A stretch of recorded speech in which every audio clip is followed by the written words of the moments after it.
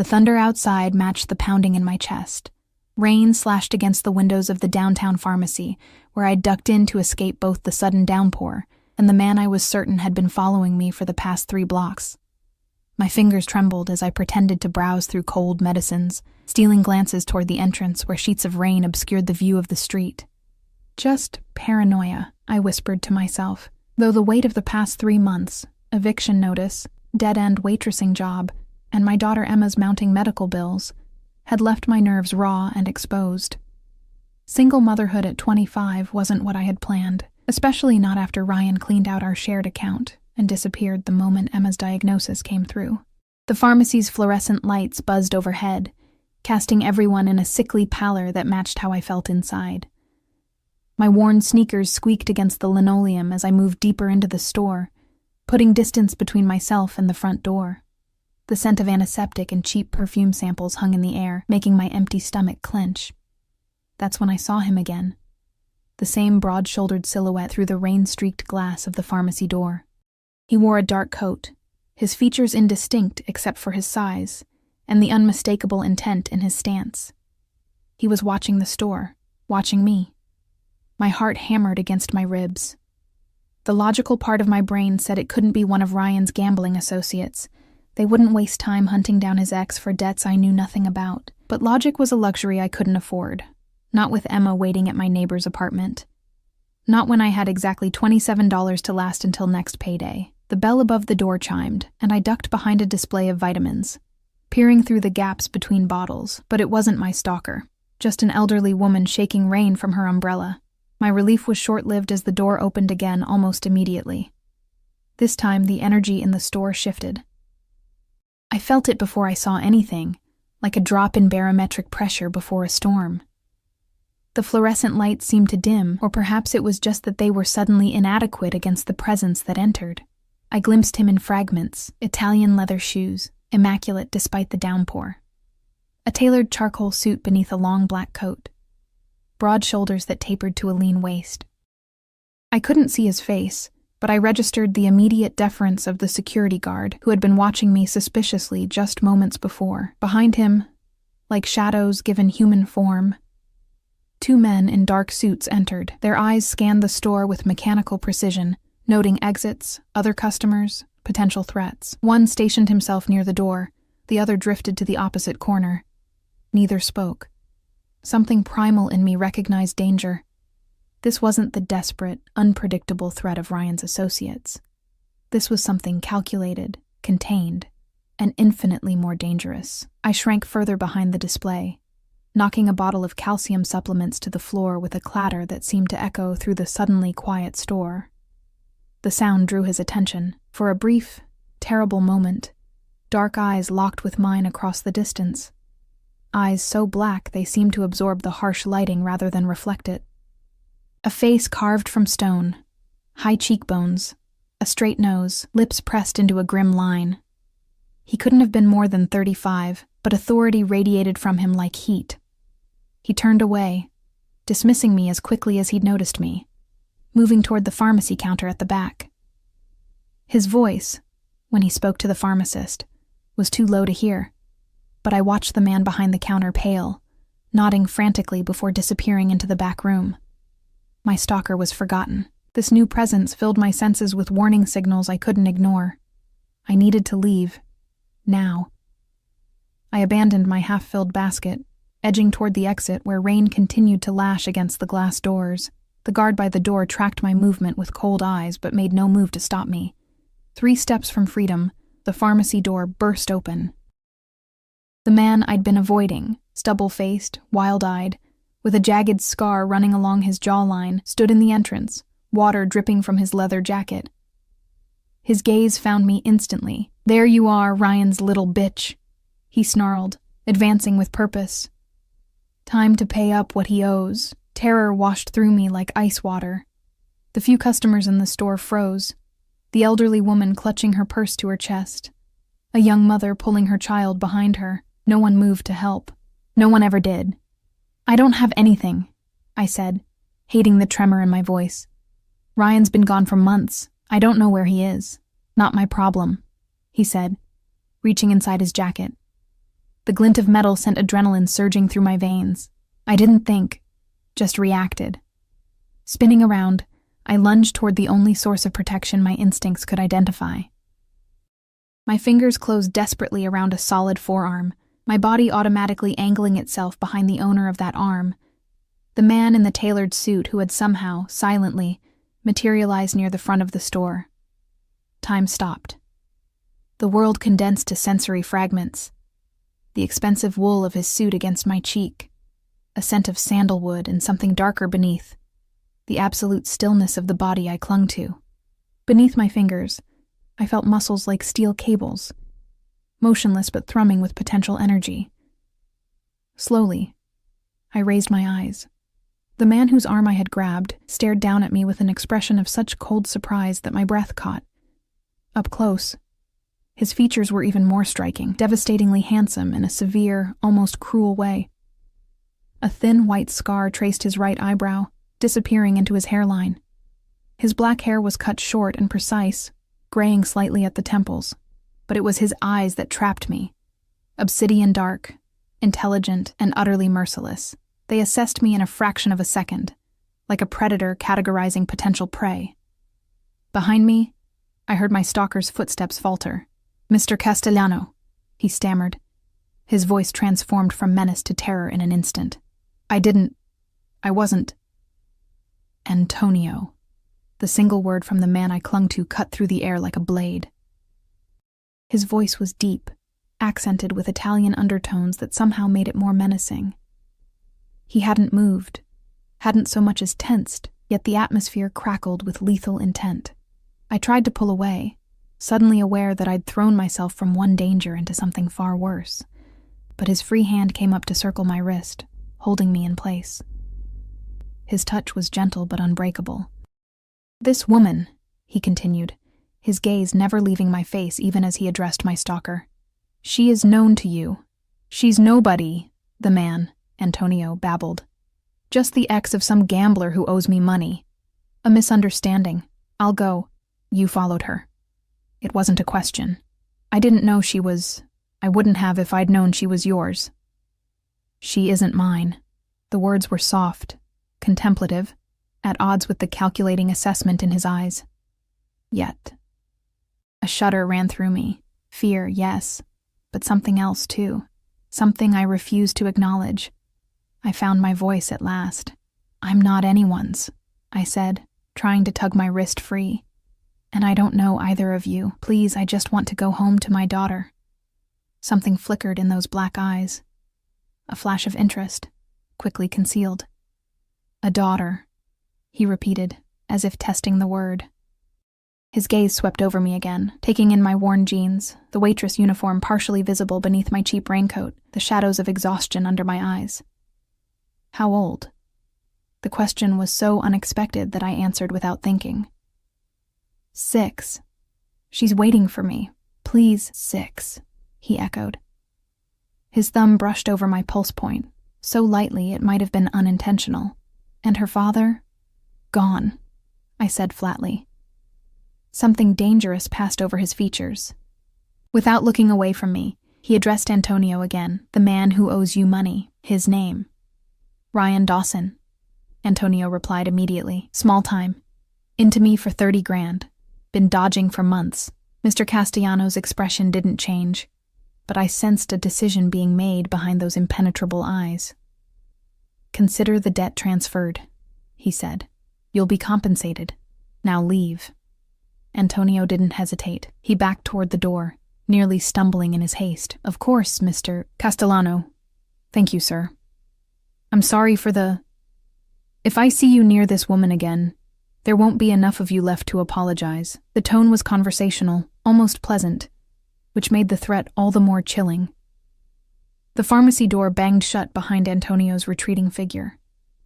Only then did Castellano release my wrist, though he made no move to step away. "You should be more careful about the men you associate with," he said, his voice low enough that only I could hear. "I didn't associate with him," I protested. "And I didn't ask for your help."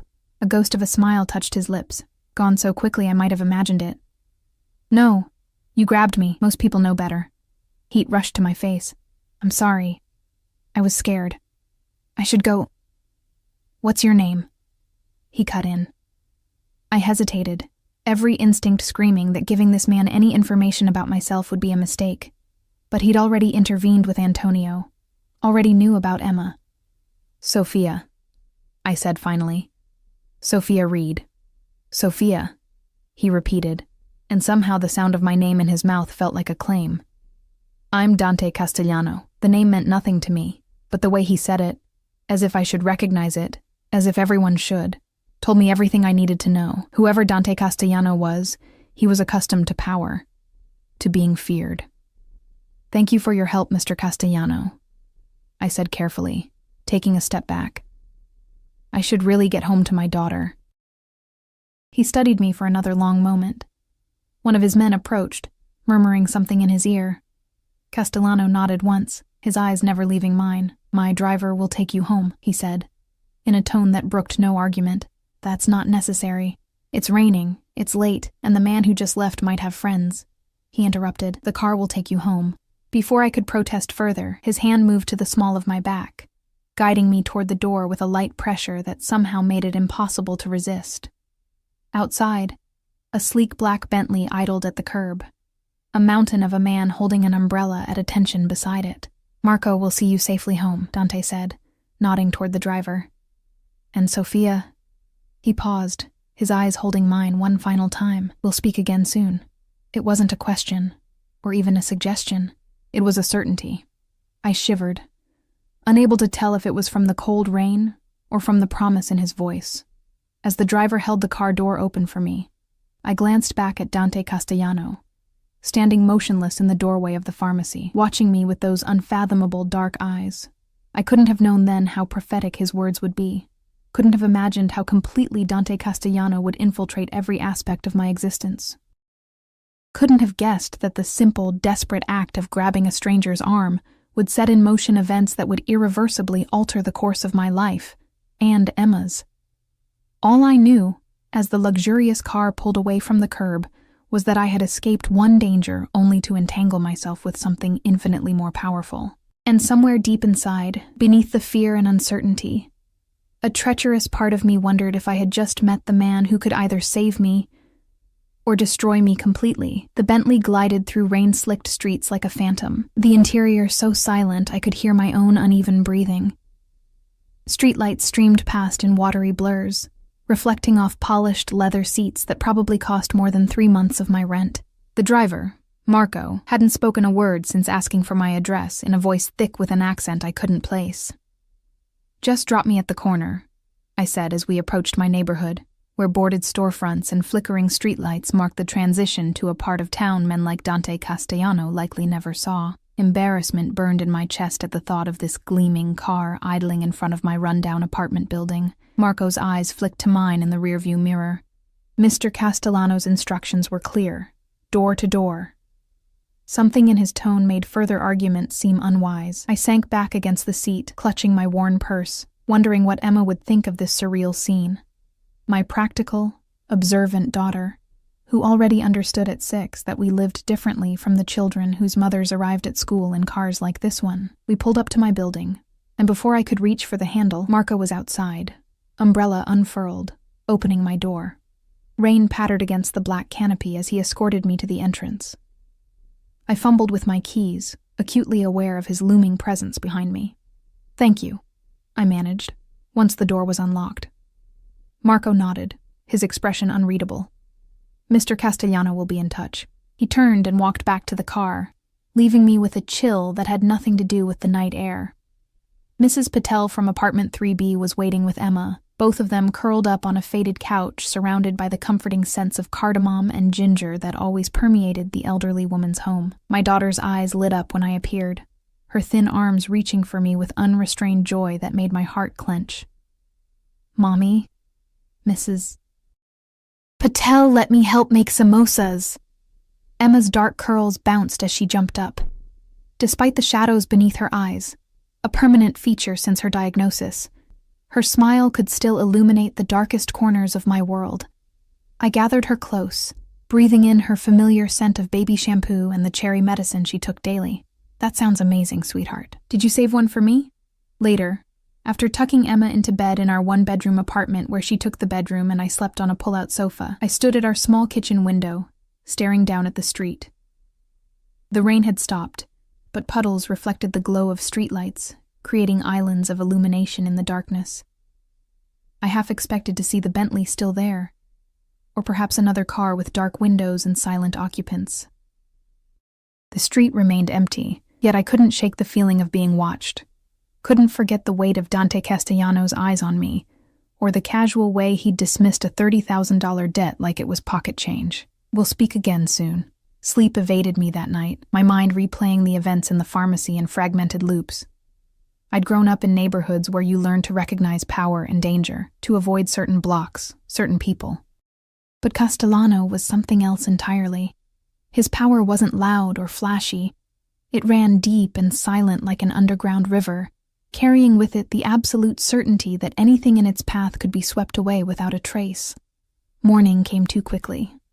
I shuffled through our routine, Emma's medications, breakfast, the careful arrangement of her dark curls into neat pigtails, before walking her to school. The sky had cleared overnight, leaving behind a crisp autumn day that felt too bright after the shadows of the previous evening. "You're quiet today, Mommy," Emma observed, as her small hand clutched mine. Her perception had always been uncanny, as though her illness had granted her some sixth sense for the emotional undercurrents around her. I forced a smile. "Just tired, baby. Thinking about work." Her solemn brown eyes studied me with a wisdom beyond her years. "Is it about the money for my medicine? I heard you talking to Dr. Michaels." My heart contracted painfully. 6 years old, and already she worried about things no child should understand. "Don't you worry about that. That's my job, not yours, okay? Your job is to be the smartest kid in Ms. Wilson's class."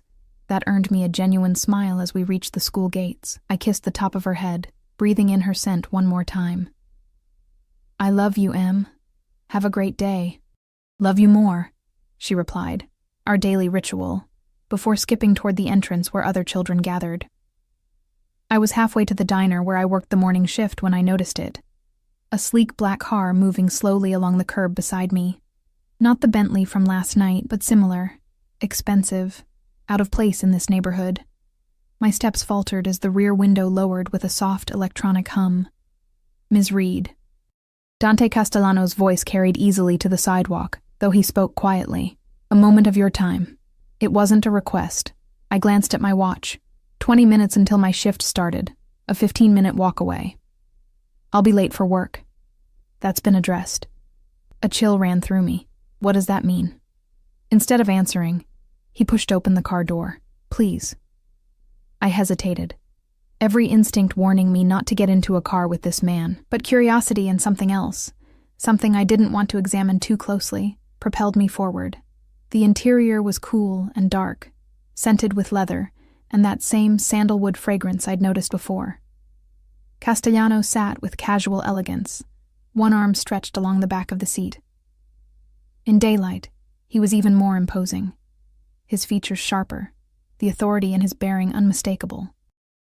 He wore another immaculate suit, this one navy blue, with a silver tie that caught the light when he moved. "You look tired, Sophia," he said, his dark eyes assessing me with unsettling intensity. "I didn't sleep well," I replied, then regretted the admission. It felt too intimate somehow. He nodded, as though this confirmed something. "Understandable, after your encounter yesterday." The car pulled smoothly away from the curb. I tensed. "Where are we going? I told you I have work." "As I said, it's been addressed. Your manager received a call explaining you'd be late." A pause, deliberate and heavy with implication. "In fact, you no longer work at the diner." Anger flashed through me, burning away some of my fear. "You had me fired? How dare you?" "No," he interrupted, his tone calm. "I purchased it." The words hung in the space between us, so absurd I was certain I'd misheard. "You..." "What?" "The establishment where you worked. I acquired it this morning." He stated this as casually as someone might mention buying a coffee. It seemed the most efficient solution. "Solution to what?" I demanded. my voice rising despite my best efforts to remain composed. "There's no problem that needed solving, especially not by you. I don't even know you." His lips curved into the ghost of a smile. "A situation I'm currently rectifying." The car turned onto a tree-lined avenue in a part of the city I rarely visited, where boutiques displayed clothes without price tags and restaurants had month-long waiting lists. My confusion deepened. "Why?" I asked finally. "Why would you buy a diner? Why are you doing any of this?" Castellano studied me for a long moment, his expression unreadable. "You intrigue me, Sophia Reed, because I grabbed your arm? Because I have a daughter? There's nothing intriguing about me. I'm just trying to survive." "Precisely," he said softly. "Most people who encounter me are either seeking something or afraid. You were afraid, yes, but not of me, not initially. And you asked for nothing, even when opportunity presented itself." I frowned. "What opportunity?" "The debt. $30,000 that is now technically owed to me." He watched me carefully. "You didn't ask me to forgive it. It's not my debt," I said automatically. "It's Ryan's." "Your daughter's father." I nodded, unsure why we were discussing this. "The man who abandoned you both when she became ill." Ice flooded my veins. "How do you know that?" Castellano made a dismissive gesture. "Information is a commodity I trade in, Sophia. There's very little I cannot discover if I wish to." The car slowed, pulling up to a gleaming glass building. Through the windows, I glimpsed a marble lobby with a fountain at its center. "Why am I here?" I asked, as a valet opened the door. "Breakfast," Castellano replied simply, following me out of the car. "I find conversations flow more naturally over food." The restaurant on the building's top floor offered a panoramic view of the city that would have been breathtaking under other circumstances. The maitre d' greeted Castellano with a deference that bordered on fear, leading us to a secluded table by the windows without being asked. No menus appeared. Dishes simply materialized. Delicate pastries, fresh fruit, steaming coffee in bone china cups. Through it all, Castellano watched me with those penetrating dark eyes, asking questions about my life that seemed both innocuous and invasively personal. Where had I grown up? In foster care, bouncing between homes after my parents died in a car accident when I was 4. How had I met Ryan? Community college, where I'd been studying nursing before dropping out when I became pregnant. What was Emma's diagnosis? A rare blood disorder requiring expensive treatments and medications. "Treatments you can barely afford," he noted, after I reluctantly explained our financial situation. "We manage," I said stiffly, though the lie was transparent. The truth, that I was one missed paycheck away from disaster, that I'd been rationing Emma's non-critical medications to make them last longer, felt too raw to expose. "And her father provides no support?" I laughed bitterly. Ryan's idea of support was clearing out our bank account the day after her diagnosis. Last I heard, he was in Las Vegas. Castellano's expression darkened. "A man who abandons his child forfeits the right to be called a father." Something in his tone made me look at him more closely. "You sound like you speak from experience." A shadow crossed his features. "My father was present, but not in ways that mattered." He changed the subject abruptly. "Emma's medical expenses will be covered from now on." I froze, coffee cup halfway to my lips. "Excuse me?" "Her treatments, medications, any specialists required, all arranged." "No," I said firmly, setting down my cup with a sharp click. "Absolutely not." His eyebrows rose slightly, a man unused to refusal. "You would reject help for your daughter out of pride?" "Not pride. Self-preservation." I met his gaze directly. "Nothing comes without a price, Mr. Castellano, especially not from men like you." "Men like me," he repeated, leaning forward slightly. "And what kind of man do you think I am, Sophia?" The question hung between us, dangerous and loaded. I knew, of course.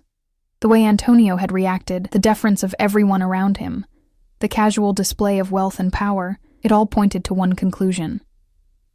But saying it aloud felt like crossing a line I couldn't retreat from.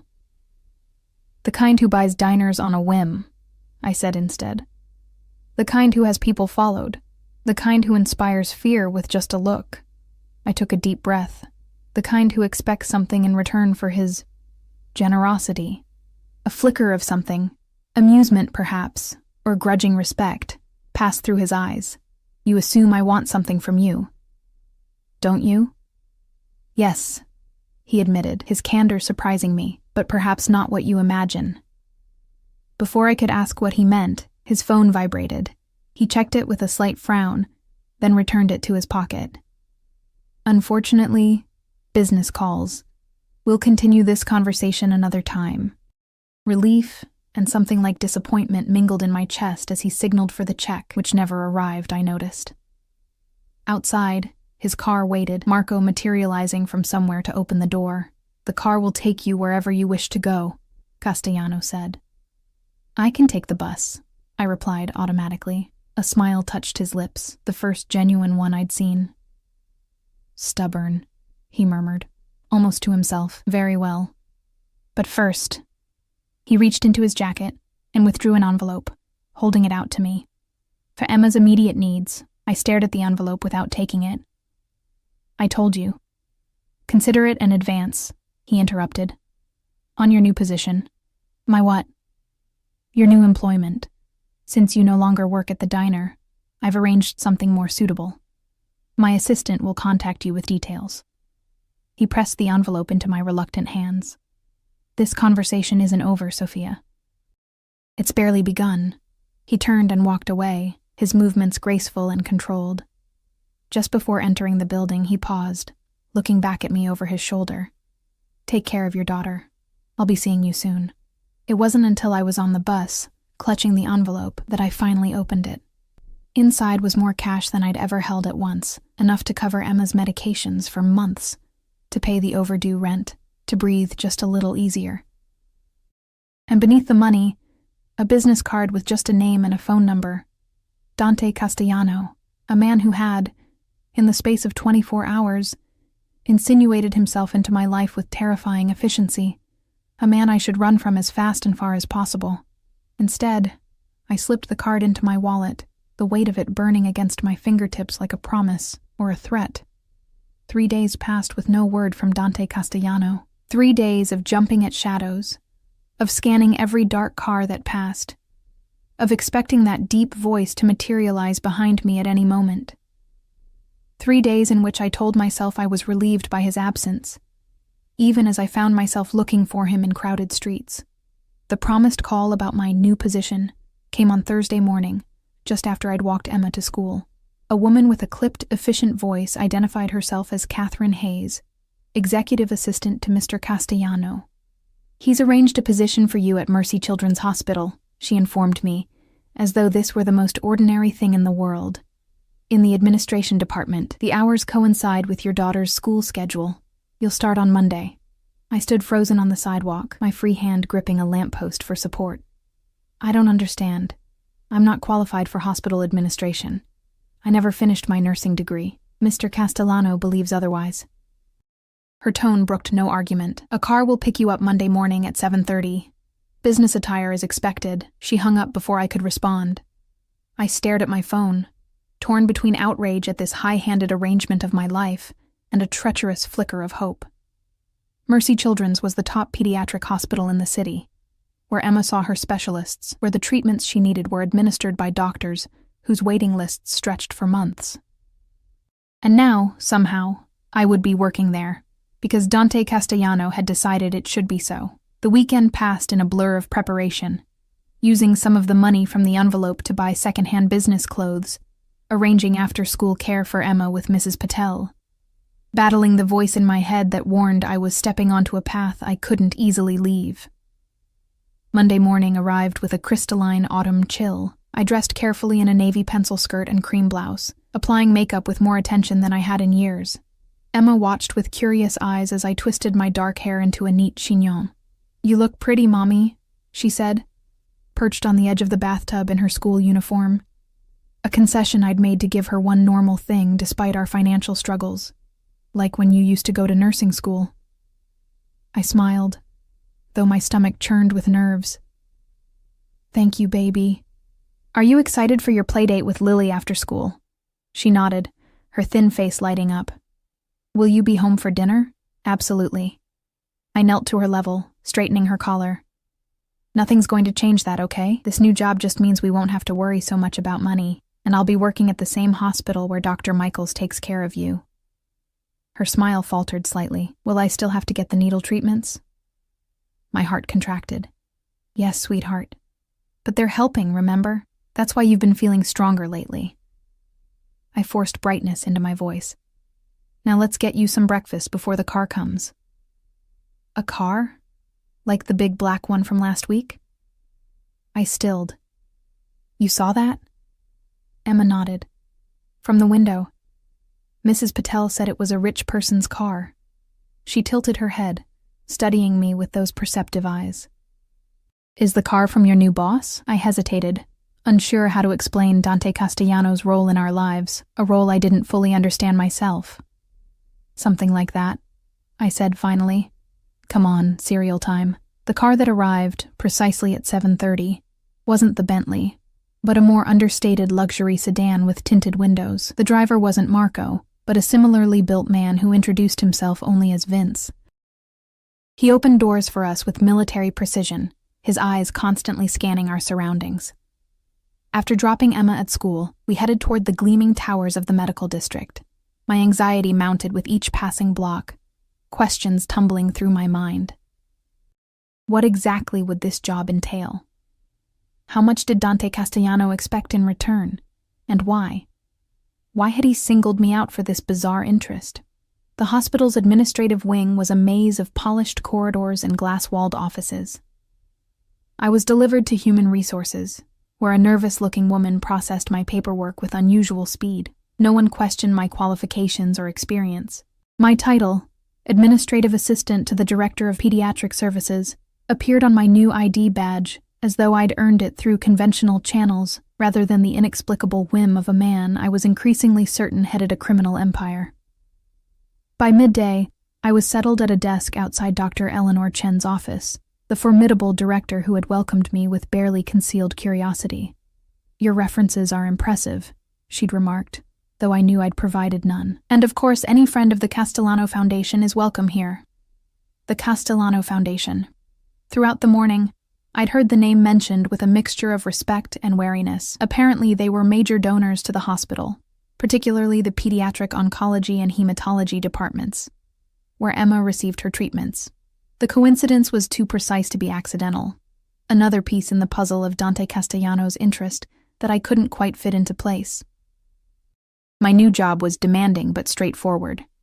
Managing Dr. Chen's calendar, coordinating with department heads, processing paperwork for special cases.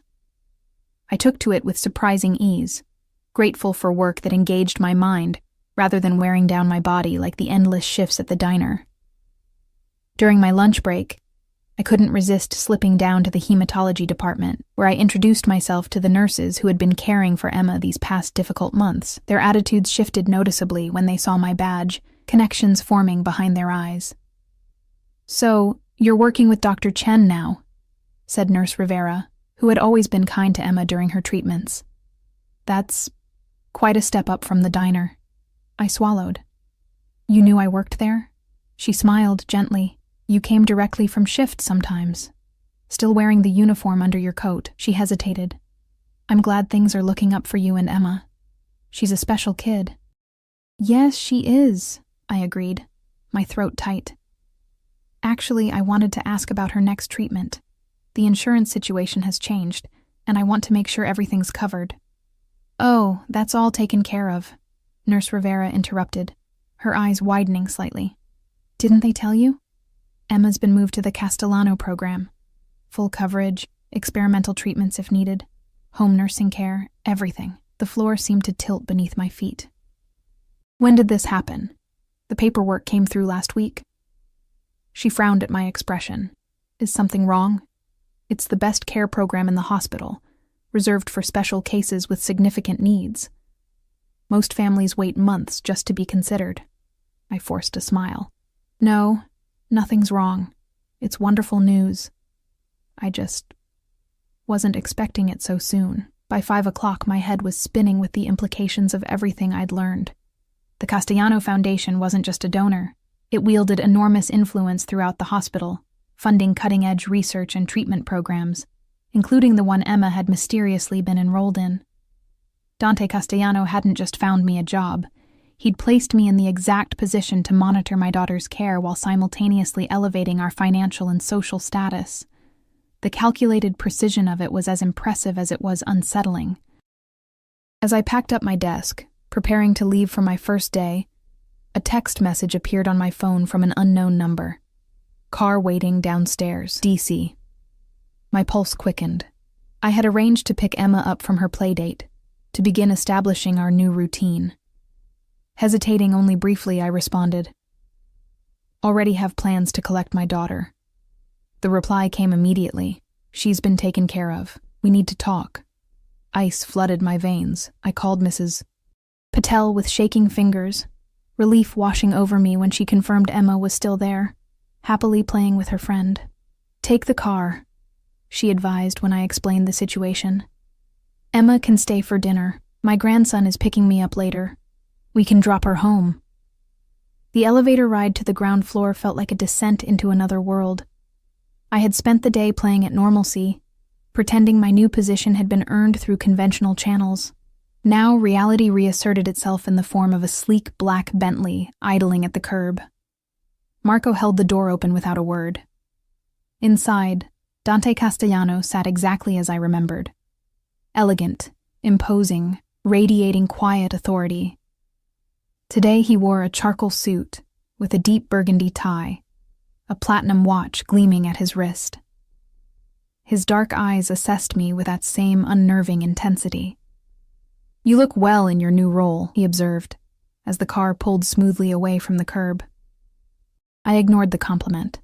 "You enrolled my daughter in a special treatment program without telling me." "Yes." No apology, no justification, just calm acknowledgement. "Why?" "Because she needs it." He studied me with those penetrating eyes. "Are you displeased with the care she'll receive?" "That's not the point," I said, struggling to articulate my tangled emotions. "You're orchestrating our lives, moving us around like pieces on a chessboard. I don't understand why. Don't you?" His voice was soft, almost intimate in the hushed interior of the car. "I think you do, Sophia." Heat climbed my neck, settling in my cheeks. If you expect me to," I couldn't finish, the implication hanging heavy between us. A flash of something, anger, disappointment, crossed his features.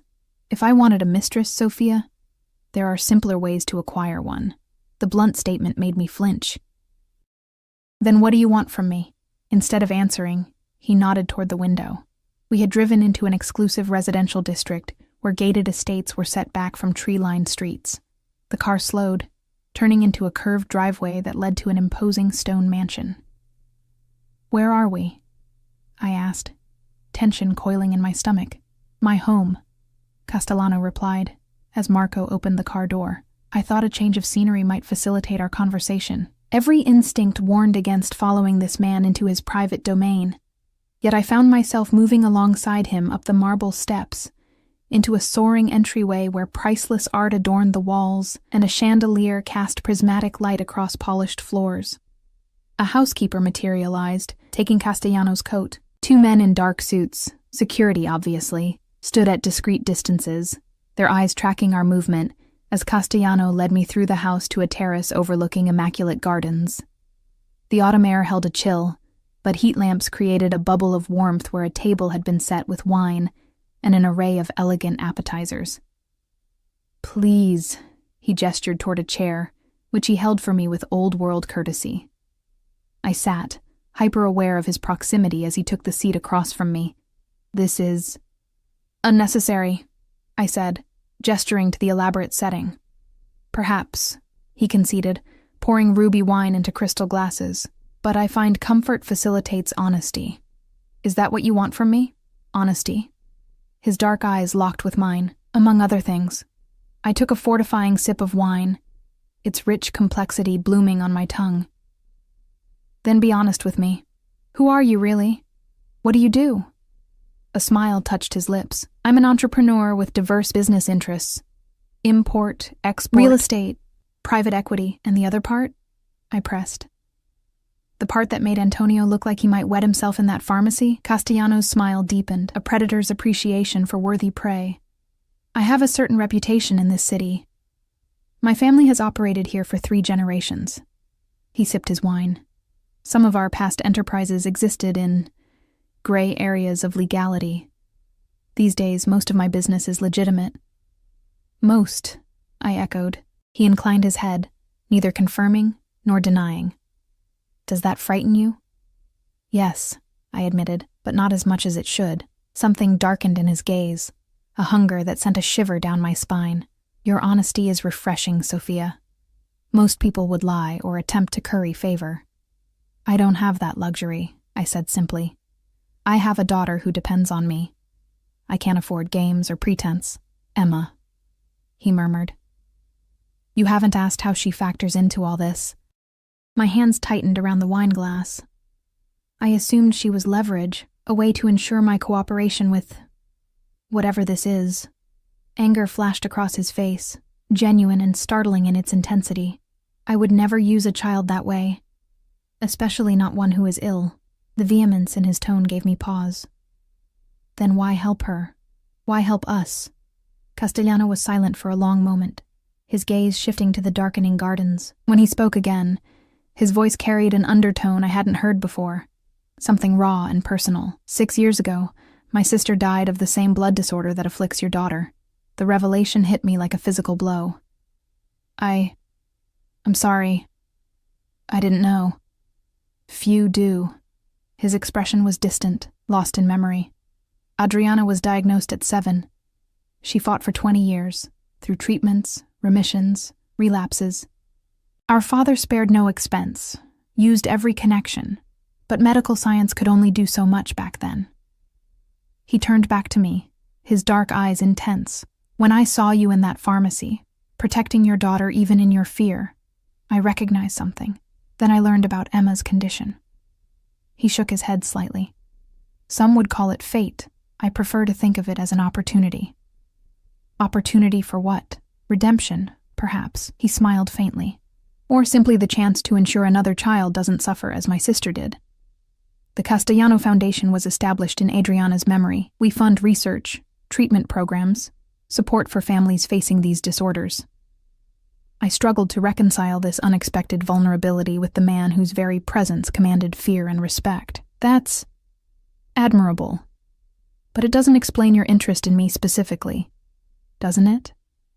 He leaned forward slightly, the movement bringing with it that scent of sandalwood and something darker. A single mother fighting impossible odds for her daughter's survival. A woman who grabbed the arm of one of the most dangerous men in the city without hesitation to protect herself. His voice dropped lower, a woman with fire in her eyes even when afraid, intelligence wasted on menial work, beauty undiminished by exhaustion. Heat rushed to my face at the naked appreciation in his gaze. Mr. Castellano. Dante, he corrected. I think we're well past formalities, don't you?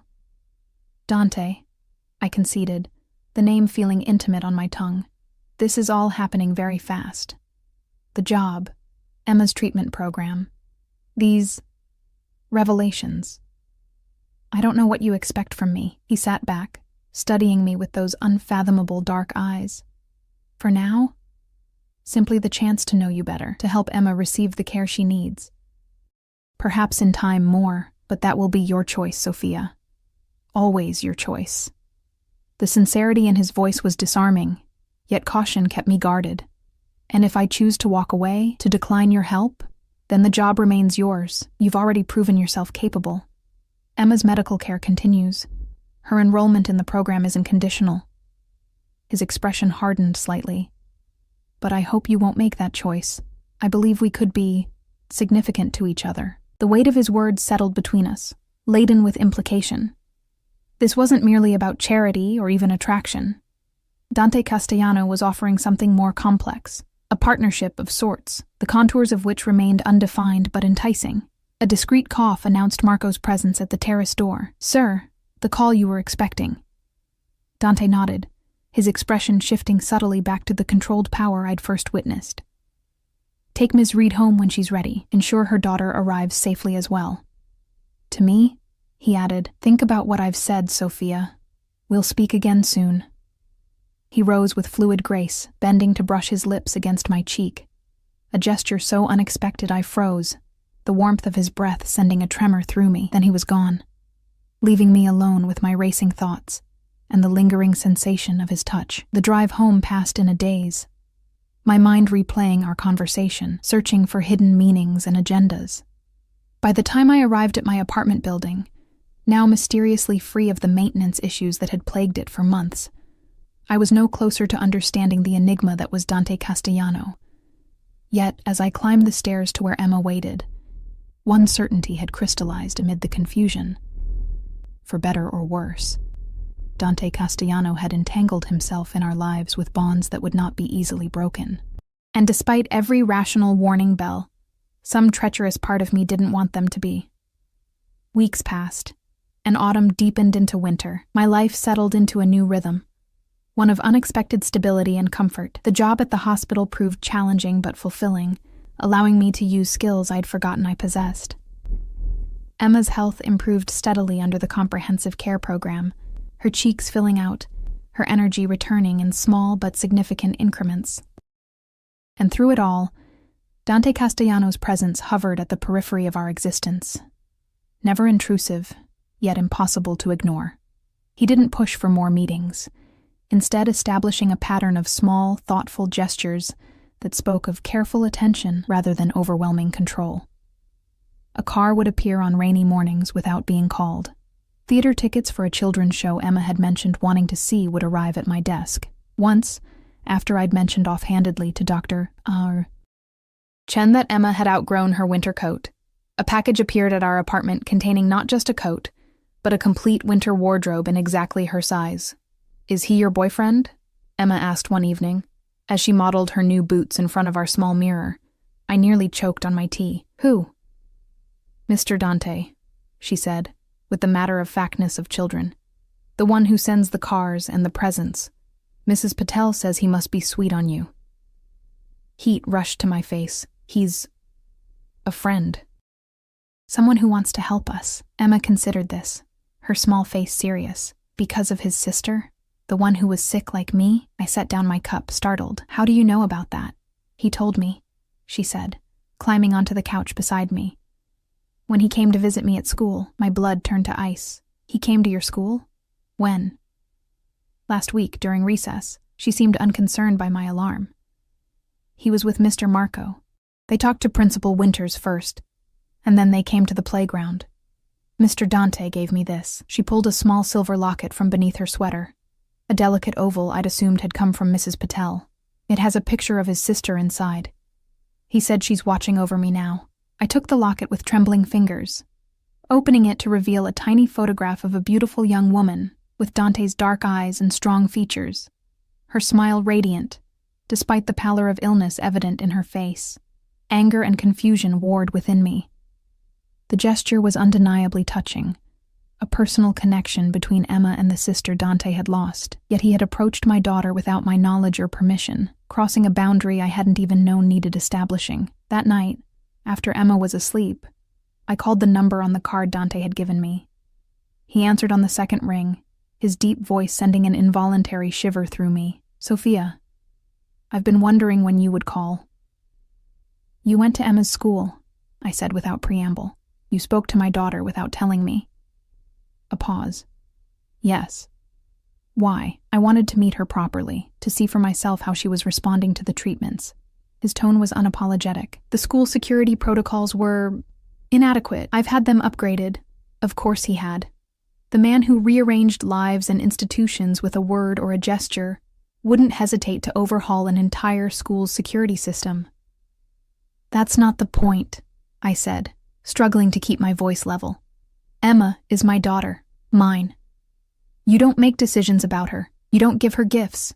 You don't visit her without my permission." "You're right." His admission surprised me. It was presumptuous. "I apologize." The simple acknowledgement deflated some of my anger.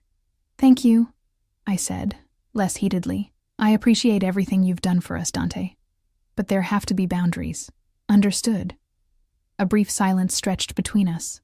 Then, Have dinner with me tomorrow night. A proper dinner, not an interrogation on my terrace. The sudden change of subject caught me off guard.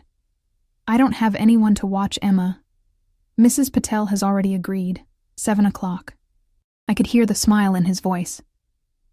Unless that crosses a boundary as well. Despite myself, I laughed. You're impossible. So I've been told. His voice softened.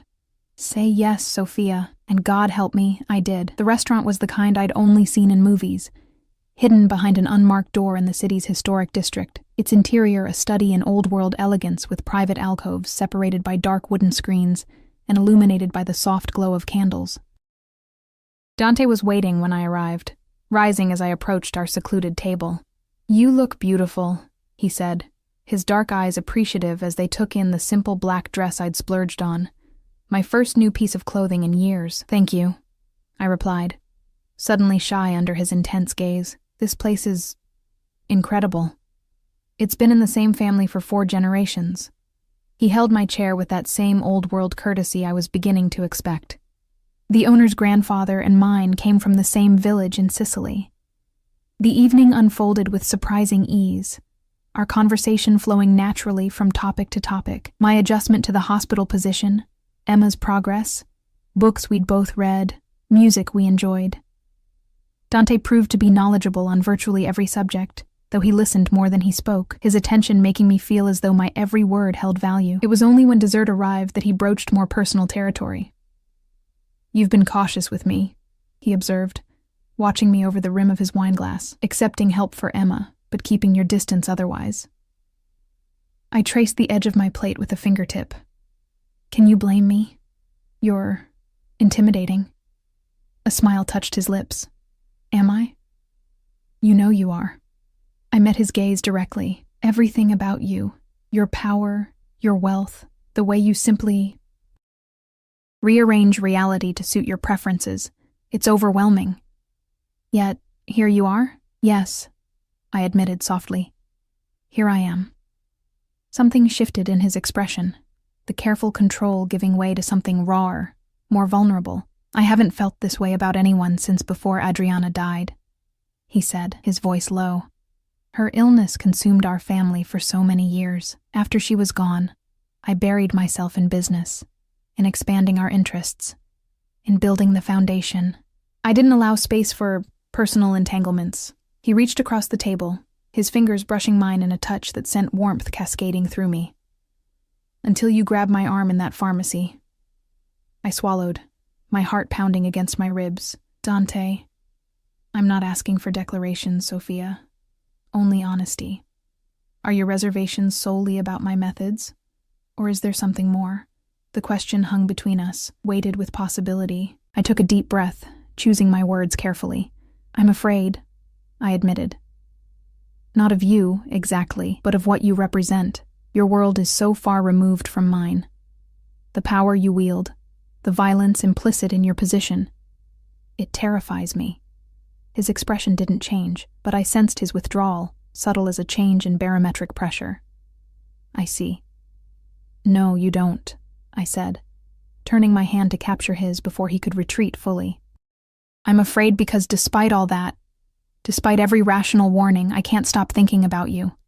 About this connection between us that makes no logical sense but feels... I struggled for words. Inevitable. The naked emotion that flashed across his face in that moment, hope mingled with a fierce possession, stole my breath. His fingers tightened around mine. Come home with me tonight, he said, his voice rough with restraint. The invitation hung in the air between us, charged with promise and danger in equal measure. One choice, I knew instinctively, that would alter the course of my life irrevocably. Yes, I whispered, crossing the final boundary between my old life and whatever awaited in Dante Castellano's world. The drive to his estate passed in charged silence, the space between us in the back seat of the Bentley, crackling with unspoken desire. Dante didn't touch me, not until we were alone in the grand foyer of his home, the door closing behind us with a definitive click. Then he was before me, one hand cupping my face with exquisite gentleness, his dark eyes searching mine for any sign of hesitation or doubt. Finding none, He lowered his mouth to mine in a kiss that began with tender exploration and quickly blazed into something more consuming. I surrendered to it, to him, my arms winding around his neck as his hands spanned my waist, drawing me against the solid warmth of his body. In that moment, all my careful rationalizations dissolved, leaving only the undeniable truth that had been building since our first encounter. Whatever Dante Castellano might be to the rest of the world, feared boss, powerful benefactor, ruthless businessman, to me, he had become essential. Dawn found me in Dante's bed, the Egyptian cotton sheets cool against my skin, his arm a heavy weight across my waist. I watched him sleep, studying the face that relaxed in slumber, losing some of its severity. The scar along his eyebrow seemed more pronounced in the pale morning light, a reminder of the violence that had shaped him, the world he inhabited that remained largely invisible to me. As if sensing my scrutiny, his eyes opened, dark and immediately alert. He studied me with an intensity that made heat bloom across my skin. "No regrets?" he asked, his voice rough with sleep. I shook my head. "No regrets." His hand traced the curve of my hip, a possessive gesture that sent shivers through me. "Stay," he murmured. "It's Saturday. Emma is with Mrs. Patel until noon." I settled back against him, allowing myself this moment of perfect contentment, pushing away thoughts of what would come next, of how this fragile thing between us could possibly survive the realities of our disparate lives. Later, over coffee in his sunlit kitchen, an unexpectedly warm space in the otherwise formal mansion, reality began to reassert itself. "I should get home," I said reluctantly. "Emma will be waiting." Dante nodded, his expression thoughtful as he studied me over the rim of his cup. "Bring her here tomorrow," he suggested. "For lunch. The gardens are still pleasant, and there's an indoor pool she might enjoy." The casual invitation caught me off guard. This merging of our separate worlds I'd been so careful to keep distinct. "Are you sure that's wise? Emma is—" I hesitated. "She gets attached easily. I don't want her to be confused about your role in our lives." "And what is my role in your lives, Sophia?" His tone was gentle, but the question was pointed. I met his gaze directly. "I'm not sure yet. Last night was—" I flushed, remembering the intensity of our connection, the way he had claimed me with a passion that bordered on reverence. "But our situation is complicated." "It's only as complicated as we make it." He set down his cup, reaching across the marble countertop to take my hand. "I want you in my life, Sophia. Both of you, not as charity cases, not as obligations, as family." The word hung between us, weighted with meaning beyond its simple syllables. "Family," I repeated softly. "Is that what we are to you?" Something vulnerable flickered across his features. "You could be. If you'll let me, I'd like to build something with you. Something real. Something lasting." My heart pounded against my ribs. This wasn't a casual affair or a convenient arrangement he was proposing. This was something far more significant and terrifying. "There's so much I still don't know about you," I said. "About your business, your past, the things that make people fear you." His expression grew solemn. "There are aspects of my life that aren't conventionally acceptable," he acknowledged. "The Castellano family has roots in organized crime. That's not a secret. My father operated almost entirely outside the law. I've spent the past decade legitimizing our enterprises, though yes, some connections remain that exist in gray areas." He held my gaze steadily. "I won't insult you by claiming my hands are entirely clean, Sophia. But I can promise you this. Everything I do now is to protect what's mine, to secure our future. There's no violence without purpose, no cruelty for its own sake. And if I asked you to leave it all behind—" The question was unfair, I knew. Asking a man like Dante to abandon the empire he'd inherited and reshaped was like asking him to cut off a limb. To his credit, he considered it seriously, his expression grave. "Parts of it, yes.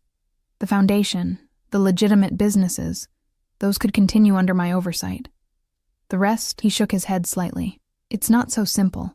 There are obligations, loyalties, debts that can't be abandoned without consequences. The best I could offer is distance, insulation between that world and our family life."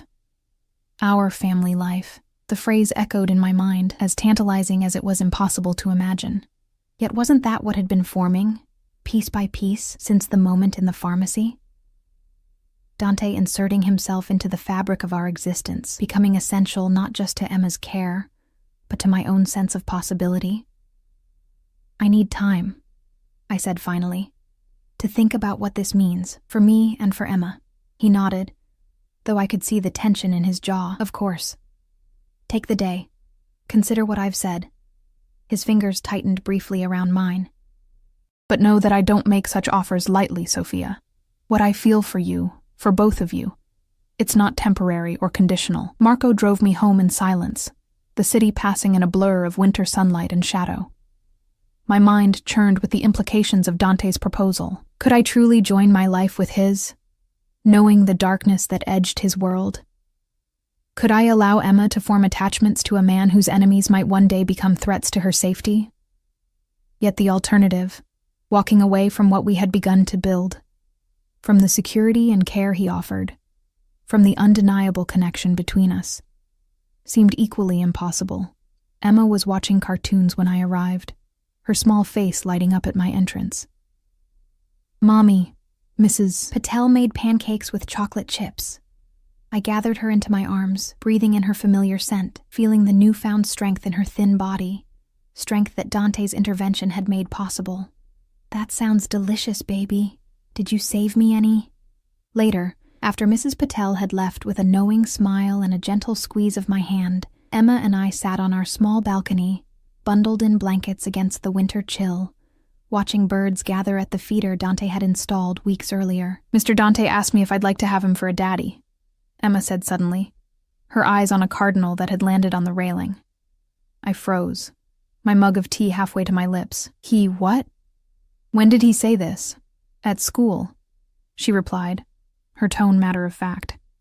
He said he cares about you a lot, and about me too, and that maybe someday we could be a family, but only if I thought that would be okay. A complex emotion washed through me, anger at Dante for approaching such a subject with Emma without consulting me, yet a reluctant admiration for his recognition of her agency, his understanding that her opinion mattered. What did you tell him?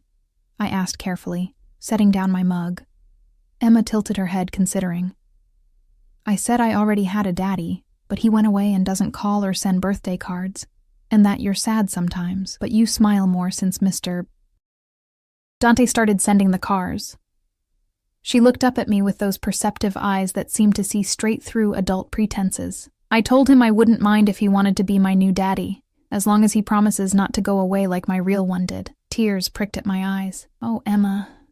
He said he would never go away, she continued solemnly. He promised. And he said his sister would be mad at him in heaven if he broke a promise to me. Because I'm special like she was. I pulled her onto my lap, cradling her close as my heart twisted with conflicting emotions. Dante had manipulated situations, rearranged our lives, approached my daughter without permission.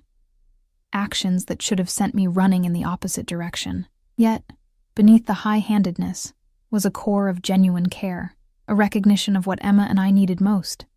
Security, stability, the certainty that we wouldn't be abandoned again. Do you like him, Mommy?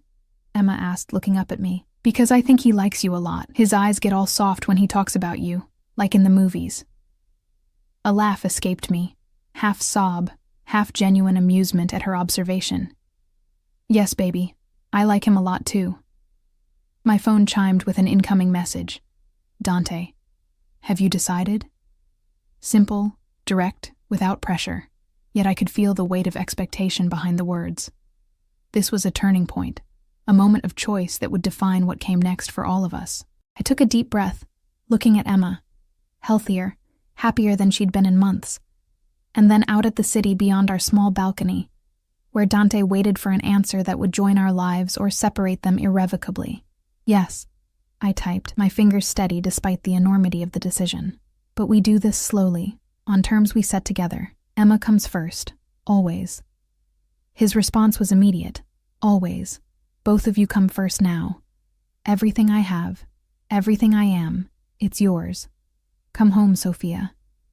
Both of you. Home. Such a simple word for such a complex concept. Home had been an abstract idea for too long, a series of temporary spaces, never quite secure, never entirely ours. The prospect of a true home, with someone who would fight to protect it, to protect us, the yearning was almost overwhelming. "Emma," I said, setting my phone aside, "how would you feel about having lunch with Mr. Dante tomorrow, at his house? It has a swimming pool." Her eyes widened with excitement. "Really? Can I bring my new swimming suit? The one with the sparkles?" "Absolutely," I promised, my decision solidifying with her joy. "And maybe we can talk about spending more time there, about making some changes in our lives." She nodded solemnly, wisdom beyond her years in her gaze. "Because Mr. Dante is going to be our family now? Maybe," I said softly. "If that's what we all want, we'll figure it out together, okay?" "Okay," she agreed, snuggling against me. "I think it will be good, Mommy. Mr. Dante makes the scared feeling go away. For both of us." Out of the mouths of babes, in her simple observation lay the truth I'd been circling, beyond the luxury, the power, the complex moral questions of Dante's world. What he offered us was the most basic human need: safety, certainty, belonging. I texted him again. "We'll be there tomorrow at noon. And Dante? Thank you for not giving up on us." His response was immediate and uncharacteristically unguarded. "Never. From the moment you grabbed my arm, you became mine to protect. Both of you. Always." I closed my eyes, Emma warm against me, the winter sun on my face, and for the first time in years, I allowed myself to believe in a future unburdened by constant fear.